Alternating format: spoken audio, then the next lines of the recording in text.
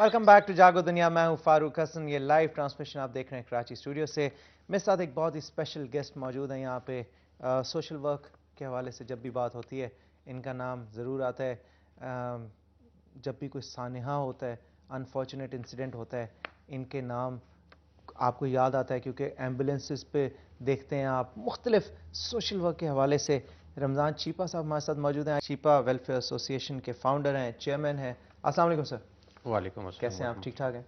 अल्लाह का शुक्र अल्हम्दुलिल्लाह। रमज़ान साहब, मुझे ये बताइए, 1986 में आपने इब्तिदा की, जी क्या मकसद था शुरू करने का?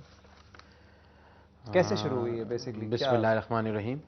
फारूक भाई, सबसे पहले तो मैं दुनिया टीवी का, आपका और आपकी पूरी टीम का जो है वो दिल की गहराइयों से शुक्रिया अदा करता हूँ कि आज एज ए गेस्ट मुझे आपने मतलब बुलाया। और जहाँ तक आपके क्वेश्चन की बात है कि 1986 में कराची का इलाका है बुरी बाज़ार, सदर में ये जी वाक़ा हाँ, है। तो यहाँ दो बम फूटे थे। और 1986 में। 1986 में जी।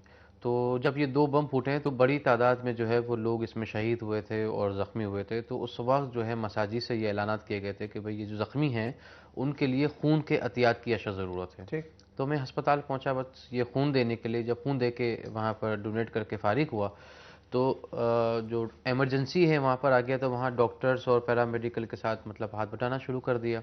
और जब आप देखें कि उस वक्त दर्जनों लोगों ने जो है वो मेरे हाथों पर दम तोड़ा। और उसकी वजह सिर्फ ये थी कि इतनी बड़ी इमरजेंसी को मीट करने के लिए खून नहीं था, जो है वो ना डॉक्टर्स थे, ना पैरामेडिकल ट्रेन नहीं स्टाफ थे लोग। था, ना हॉस्पिटल में बेड थे, ना जो है वो ब्लड था, ना प्रॉपर मेडिसिन थी। उसकी वजह से ये मासूम जो लोग हैं दर्जनों के हिसाब से मेरे सामने मेरे हाथों पे इन लोगों ने दम तोड़ा। तो बस मैं जब ये सारा चीज़ें मैं डॉक्टर्स और पैरामेडिकल के साथ जो है स्टाफ के साथ हाथ बटाना मैंने शुरू किया।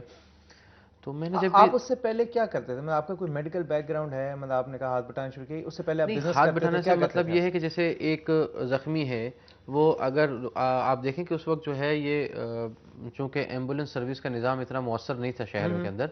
तो लोग जो है वो काली पीली टैक्सियाँ चला करती थी, उसमें लेकर आ रहे हैं, हम्म, रक्षा में लेकर आ रहे हैं, हम्म, घोड़ा गाड़ी जिसे हम विक्टोरिया कहते हैं ये चला करती थी बहुत शहर में, उसमें लेकर आ रहे हैं। चूँकि सदर के इलाके में हुआ तो ये व्हील बारो ठेला जिसे कहते हैं हम, उस पर भी। लोग उस पर रख के खींचे चले, मतलब है कि वो आ रहे हैं। अच्छा अच्छा तो अच्छा, बस उनको उठा के वहाँ से समझ गया जो है मैं, वो समझ अंदर इमरजेंसी में लेके डॉक्टर्स और पैरामेडिकल स्टाफ के। अच्छा नाज़र, मुझे ये बताएं, जब भी कोई सान्या होता है, बॉम्ब ब्लास्ट जो है, मतलब एक वतीरा बन गया है, मतलब इतने लाइन में सक्सेशन में हो रहे हैं, कोई वारदात होती है, कुछ होता है, तो सबसे पहले जो है हम देखते हैं एकदम एम्बुलेंसेस के सायरन्स की आवाज़ आती है, हम फुटेजेस जो देखते हैं, और उसमें छिपा की एम्बुलेंस और ईदी की एम्बुलेंस, और बेसिकली उस वक्त भी ख़तरा मौजूद होता है। अक्सर मैंने देखा है कि ब्लास्ट अभी हुआ ही है तो साथ ही पहुंच गई, फायरिंग हो रही है तो बीच में एम्बुलेंस है। जी, तो ये आप अपने स्टाफ को मोटिवेट कैसे करते हैं, ट्रेन कैसे करते हैं? बात यह है कि कोई भी शख्स जो है ये खून में लथपथ जो ज़ख्मी होते हैं उनको उठाने के लिए, मतलब जिस जो हमारा एक नोबल एक कॉज है जो हम कर रहे हैं। तो एक तो ये बहुत मुश्किल से हमें जो है ना ये एक फेस करना पड़ता है कि लोग इस तरफ मतलब है कि वो बहुत कम मतलब है कि आते रागिब हैं, नहीं होते। राग़िब नहीं होते हैं। अच्छा, फिर दूसरी बात ये कि जब अगर कुछ लोगों को हम मोटिवेशन करते हैं, कुछ लोगों को हम जो है ब्रीफ करते हैं कि देखें साहब ये जो है ना बहुत नेकी का काम है कि किसी इंसान की जान बचाना। हमारा मकसद जो है छिपा ट्रस्ट का जो मैनिफेस्टो और मकसद जो है वो कुरान मजीद की एक आयत है जिसमें अल्लाह ताला फरमाता है कि जिस शख्स ने एक इंसान की जान बचाई गोया उसने पूरी इंसानियत को बचा लिया।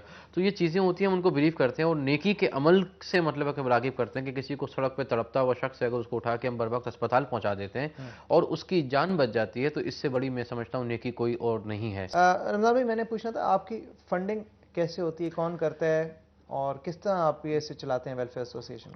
हमारी जो फंड्स हैं वो मुखय्यर हजरात और आवाम हैं जो वो हमें देते हैं जिससे हम अपना मतलब है कि वो काम चलाते हैं। अच्छा। और बहुत ज़्यादा मतलब है कि इस वक्त हमें जो है वो फंड्स की शॉर्टेजेस का सामना मतलब है कि रहता है और अच्छा। अभी भी है।